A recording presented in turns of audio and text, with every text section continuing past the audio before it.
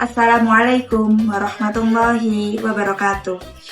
Alhamdulillahirrabbilalamin. Segala puji bagi Allah yang masih memberikan kita nikmat iman, nikmat kesehatan, dan nikmat kesempatan sehingga sampai hari ini kita masih dapat menjalankan ibadah puasa di bulan Ramadan. Salawat dan kepada junjungan kita Nabi Muhammad SAW, pada keluarga beliau, sahabat beliau, semoga sampai kepada kita semua sebagai umatnya.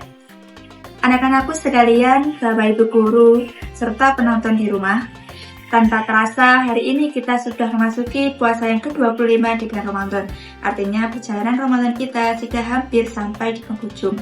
Dan tinggal beberapa hari lagi kesempatan kita untuk memperbanyak pahala, perbaiki diri dan mendekatkan diri kepada Allah.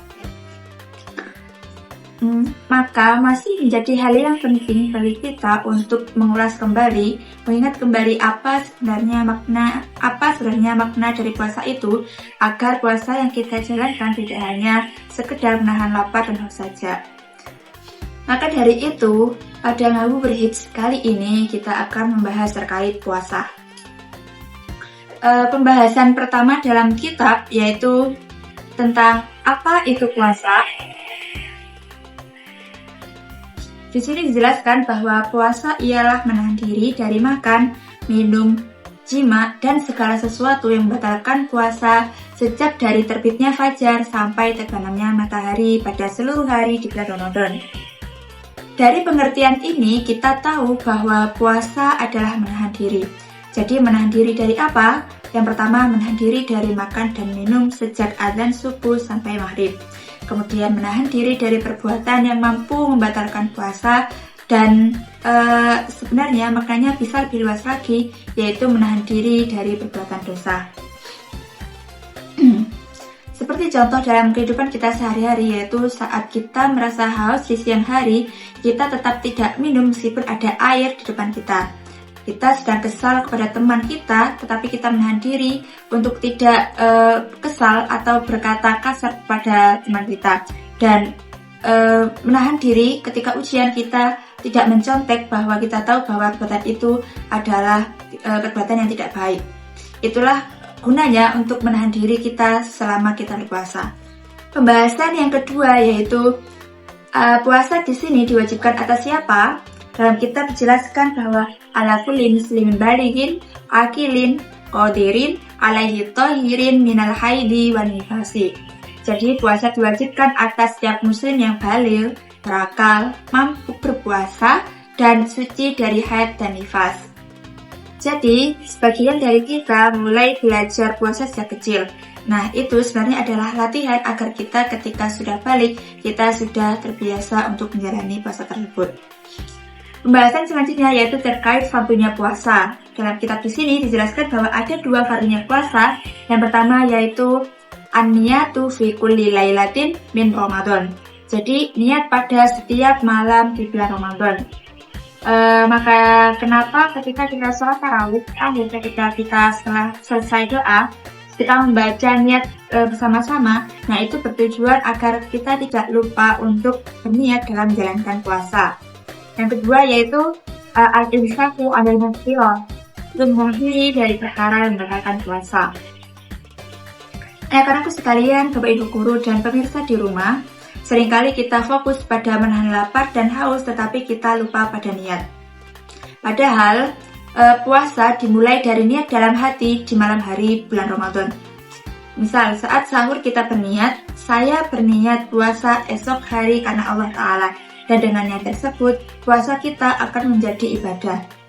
Sedangkan yang kedua yaitu menahan diri dari pembatal puasa. Bukan hanya makan dan minum, tetapi juga hal-hal lain yang mampu membatalkan puasa kita. Kemudian, apa saja yang bisa membatalkan puasa? Dalam kitab di sini disebutkan bahwa hiya kullu ma yubtilu shauma wa hiya tamaniyatun. Jadi, segala sesuatu yang membatalkan puasa di sini ada 8. Yang pertama yaitu dukhulu syai'in ila jawfi amdan. Jadi, masuknya sesuatu ke dalam tubuh dengan cara disengaja. Contohnya, makan dan minum dengan sengaja saat kita berpuasa. Yang kedua yaitu at-taqayyu amdan. Artinya muntah dengan sengaja.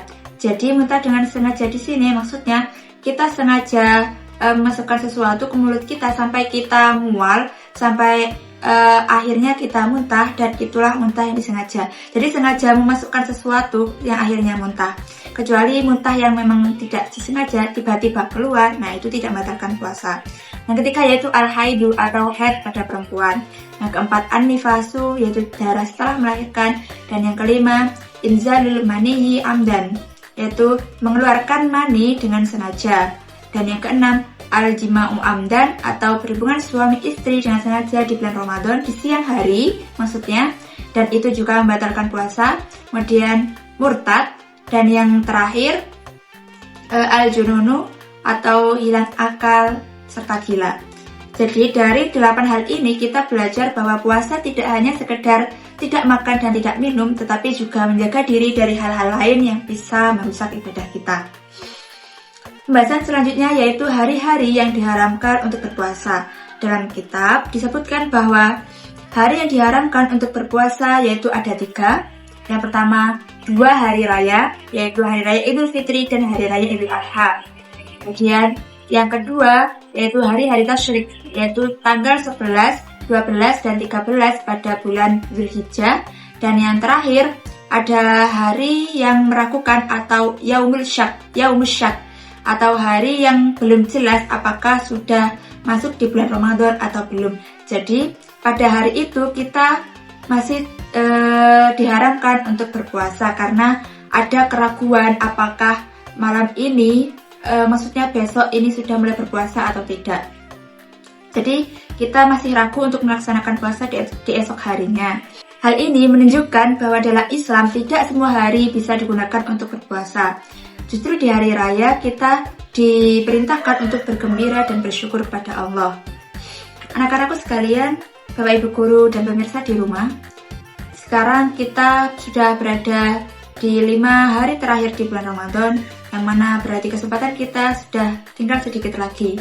Maka dari itu, mari kita renungkan apakah selama 24 hari ini puasa kita hanya sekedar menahan lapar dan haus saja, atau selama ini puasa kita sudah membuat kita untuk melatih atau menahan diri kita. Kalau selama ini kita masih mudah marah, masih malas sholat, dan kita masih sering berkata tidak baik, maka itu akan menjadi hari-hari yang sangat tidak bermanfaat dan pahala puasa kita seperti tidak ada gunanya.